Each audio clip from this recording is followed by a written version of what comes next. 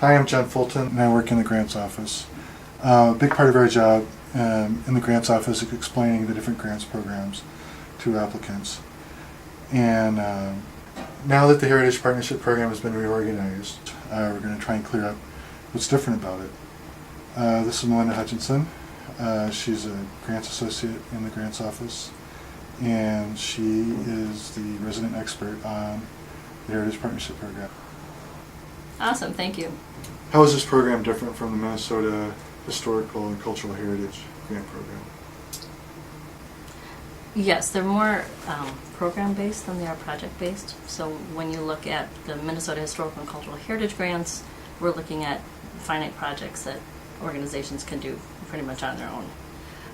With the Heritage Partnership Program, it's groups of eligible applicants coming together to work on programming, capacity building, sharing resources, a little bit bigger program effort. Right. And we're looking specifically at programs that involve multiple partners, really just to make really strong programs around Minnesota for cultural heritage, for history. Is eligibility any different in this program? Let's talk about eligibility. Everyone wants to know, is my organization eligible to apply for this funding? For those applicants who are accustomed to the Minnesota Historical and Cultural Heritage Grants Program, the eligibility is the same.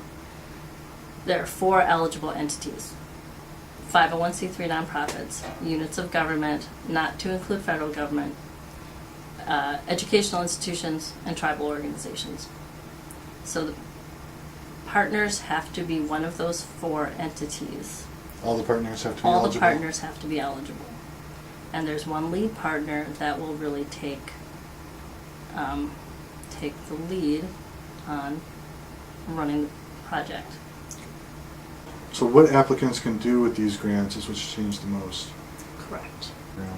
Correct.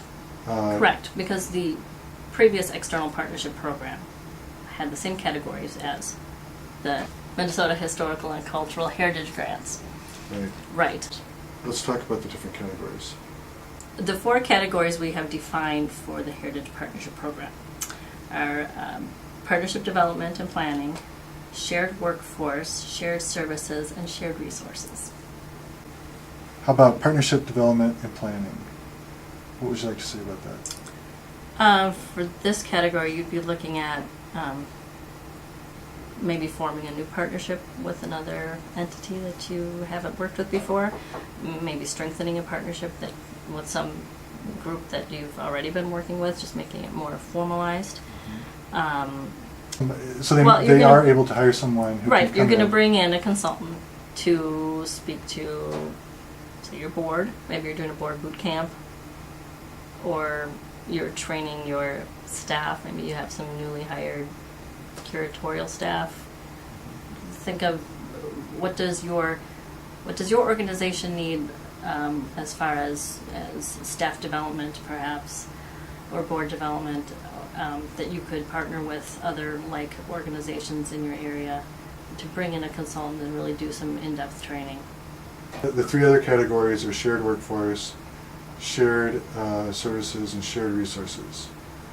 I mean, are those 3 categories kind of similar to each other? They're similar in that you're sharing with your partnering organizations, but you're talking about sharing different things. You're sharing staff, you're sharing resources like collections plans or disaster plan, those sorts of organic documents. Or the resources to respond to a disaster.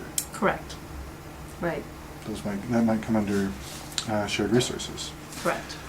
So the 3 beyond that: partnership development and planning, shared workforce, shared services, and shared resources. You're sharing staff expertise, you're sharing program ideas, you're sharing resources.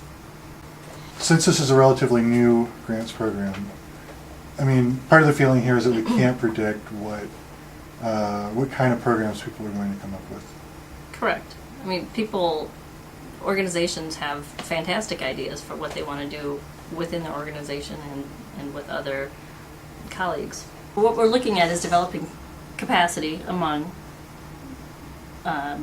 colleagues around the state of Minnesota to really develop programs or processes that will benefit the rest of the state. I mean, we're still looking at public programs, public documents, some publicly accessible outcome to this program. Because we're working with taxpayer dollars, it's going to be something that taxpayers can get some use out of in some way or another. However the partners want to put together the program they need to improve what they're trying to do for their mission or for their constituents is in many ways up to them. I mean, we would love to see some really wow programs that we could take to the grants committee, and even as we're reporting back to the legislature on how we've spent their funding, show them what our colleagues have been doing around the state.